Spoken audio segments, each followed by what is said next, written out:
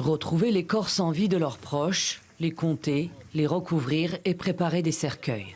C'est à cela que les habitants de Ntoyo passent leur journée depuis l'attaque survenue dans la nuit de lundi à mardi dans ce village du territoire de Lubero, dans le secteur des Bapéré.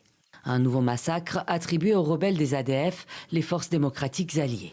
Des assaillants armés ont encerclé la zone, pillé et incendié plusieurs maisons et véhicules. Kasuki Didas a survécu au raid et s'est enfui comme l'ensemble des rescapés.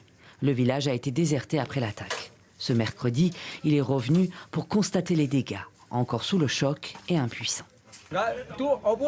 Au gouvernement, on demande le rétablissement de la paix. Ils nous disent qu'ils poursuivent l'ennemi, ce qui semble faux. Là, ça prouve réellement que l'ennemi était aux alentours. On n'a rien d'autre à demander, à part la paix. Le commandant secteur opérationnel de l'armée congolaise est arrivé sur place avec des renforts. Il est temps de venger nos morts. Et le commandant secteur opérationnel, ce qu'on a un grand homme, qui est arrivé ici accompagné d'une délégation du gouvernement provincial du Nord Kivu, s'est décidé de mettre plusieurs mécanismes en place pour mettre cet ennemi hors d'état de nuire. Les effectifs sont loin d'être suffisants dans la zone, selon des représentants de la société civile qui déclarent que seuls 4 militaires étaient présents au moment de l'attaque.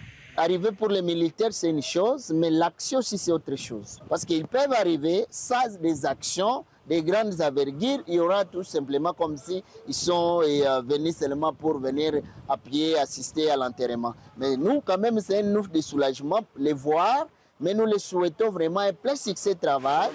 En attendant, les villageois pleurent leurs morts. Un site a été sécurisé par l'armée pour enterrer les victimes de Ntoyo.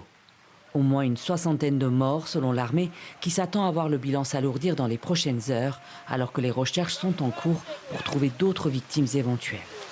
Le nord-est de la RDC subit régulièrement des attaques des ADF. À la mi-août, plus de 50 personnes ont été tuées dans plusieurs localités des territoires de Béni et de Lubero.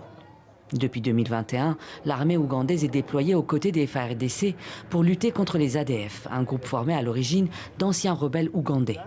Mais les deux armées peinent à éradiquer la milice qui a prêté allégeance au groupe État islamique.